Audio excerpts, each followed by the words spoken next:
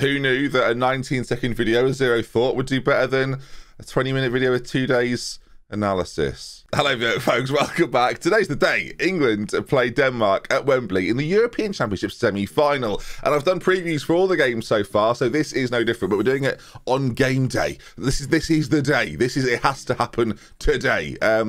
It's gonna be a very, very interesting time. But before we talk about my lineup, which yeah, I think this will surprise people more than anything else, but we'll come to that in just a moment. What's that? No, he's not. Jordan might. We'll talk about it in a moment. Let's talk about what happened very briefly against Ukraine, because I think it's really important for what goes forward into the tournament now. I, again, didn't do a really good review of that. I was just sort of on a high of winning 4-0 at a tournament. I couldn't believe it. I was like, this is something I've not seen before. So very briefly, let's touch on Ukraine, because it's important to the context of why I would select the team that I would for the Denmark game. And the most important thing for me, of course, we scored 4 goals. Of course, Harry Kane's scoring now. Sterling had a great game. Luke Shaw was fantastic.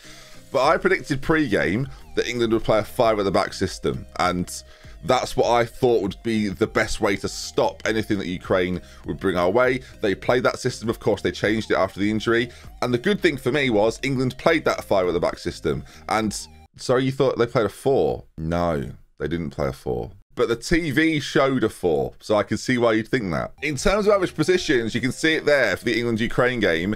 England played the 5. Declan Rice was sitting between the 2 centre-backs so often that structurally, that's how it looked. And it's really interesting to me because when I saw the 4, I thought, oh, that's not what I think should be happening. But the way in which we designed this system, it kind of worked exactly as I said in the video. It was very strange. And I didn't necessarily notice in the first half. It was the second half where I was like, we're doing it all the time, especially in possession, right? That was crucial because it allowed us to move the ball a little quicker. It wasn't getting bogged down in the midfield quite so much. So you had Declan Rice drop into this central area. You had Phillips just ahead of him, and then Mount was pushing on and supporting the front 3. And in my preview video for the Ukraine, that's exactly what I said should happen. That sort of style, that sort of team should exist. And for me, it went really well. The big risk, of course, was playing Rice and Phillips, a risk that I wouldn't have taken. I wasn't brave enough. Gareth is braver than me. That's the bottom line of it. And he played those players thinking, do you know what? If they're sensible, if they understand their jobs, if they work for each other, then they won't be put in positions to be booked. And that is exactly what happened. Harry Maguire, another of those players on a booking, didn't pick one up. And it was a really good team performance. I think that the introduction of Jadon Sancho, which was something I actually did get right at last, he gave a natural width, which meant that Walker could sometimes come inside, sometimes could sit a little bit further back and let Phillips push forward. Sorry, let Phillips have a breather, and Walker would sort of fill into those spaces. Kyle Walker has quietly, like, Pickford's got some praise because he's won the Golden Glove now because he's kept 5 clean sheets and no one can better it. Sterling, of course, has scored the goals, and Luke Shaw's been good at left back. But for me, Kyle Walker, I know with the ball has been a little bit questionable at times and looks a little off, but in terms of positional play, in terms of game awareness, in terms of covering, like, he's been really, really solid. Clearances, interceptions, like, he's been really good, and he's crucial for the game against Denmark. And so his role in this matters quite a lot. If we take a quick look then at what Denmark did as an example against the Czech Republic in their more recent game. Of course, you play the Czech Republic side and beat them, and now Denmark have done the same thing. They play a similar thing, right? They have these 3 at the back players, and then they've got fullbacks pushing right on. The 3 players in the centre stick very close together, and I've got to be honest, as an England fan, that's what I want to see. Like, I think the way England get beat in this tournament is if we are stretched beyond belief. I will look forward to talking about Italy if we get to the final, because they're a side that do it really well. They were even able to do it against Spain, which is incredibly difficult to do. I know they didn't win the game in normal time, but that was really impressive to me. That there was moments in the game where they completely stretched it. Their goal came from that scenario, and that's the only thing that maybe worries me if we commit a little too many players. But again, we'll get there when we come to it. Let's not get too ahead of our station, because Denmark have been good this tournament. They've had some setbacks early on. Of course, the Christian Eriksen incident was pretty well documented, and their ability to bounce back from that on a human level is so impressive. And it'll be really interesting now to see just how far this team can go. Holberg in the centre of midfield has been a revelation. He's probably been their best player, I would say, throughout the tournament in terms of consistency, and like the fullbacks have got a lot of credit, as have the centre backs. Centre-backs that ordinarily are considered to be sort of average European centre-backs have performed at a higher level than I think people would expect, and I think that's a theme for quite a few players in this tournament. Some of the players that you expect to be powerhouses of Europe haven't really performed to the level that you'd expect, whereas players in maybe the England team and the Denmark team, and you even say the Italian side, have really upped their levels in this tournament, and that's why they're in the positions that they are right now.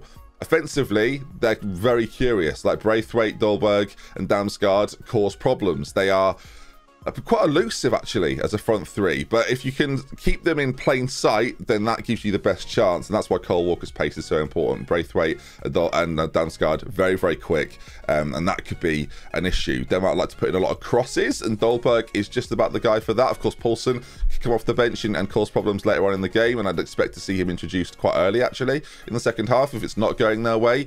I think one thing Denmark are really good at tactically and professionally, they've got something that not a lot of teams have got. Like Italy have it, so it makes it look like, well, every team's got this, and England have got it, so every team's got this. But there's a reason Denmark are here, and it's because their organisational skills, their tactical skills, their ability to read the game mid-game and make subtle changes if they need to has been really impressive, and the coaching staff deserve a lot of credit for that. So, do I think they can beat England? Yes, but I think it's not particularly likely. I think it's not a great, like, I didn't think Spain was a great matchup for Italy, and I think you'd argue that was probably Italy's toughest game. I don't think England are a great matchup for the Danes. And team-wise then, let's talk about it, because I said at the start of the video, I think this will surprise you a little bit. So let's go through it. So, my England team for the game against Denmark. The semi-finals European. How excited. I'm still not really quite over that. So, the team I would select. Jordan Pickford would be in goal for me. At left back, Luke Shaw. I would then start Harry Maguire, John Stones, and Carl Walker. In front of him, this is the quickest team yet, by the way. Declan Rice and Calvin Phillips would play, I think. On the left side of a midfield three, sat just in front, I'd have Raheem Sterling. Through the middle, I would play Mason Mount again. And on the right-hand side, I would have Jadon Sancho. And up front, Harry Kane will be up front. So the attentive folks out there will realise I would be, for the first time, I would be unchanged from the side that played Ukraine. We did a really good job of bringing players off at a point in which it was necessary. The game was won. We rested the players that were needed to be rested. I think there was a massive point and a massive reason for that. And because of it, this is the lineup I would play. It's been a very consistent lineup. I thought Sancho offered us something different, not just the width, which completely sort of nullifies their fullbacks, which I thought was really important. And I think if you can do that against Denmark, again, really crucial. Sancho is a scary player to play against. He can take you down the line. He can bring you inside. It's a real problem to play against someone like that. And I still don't think we've necessarily seen the best of him. He's someone that's not quite up to speed yet. I think some players took a little while to get going. I would even say Luke Shaw was that. Harry Kane's certainly been that as well. Phillips and Rice have definitely grown into the tournament. Started off pretty good against Croatia, but definitely then sort of there was a little that lapse, wasn't there, against Scotland. It felt like where the performance levels weren't quite what they should be. And then they really pushed on again and really put in some solid performances. Harry Maguire's been great since he came back in. Carl Walker is pivotal in that because of the shape that we play occasionally, he can stay close enough to John Stones to cover those wide areas.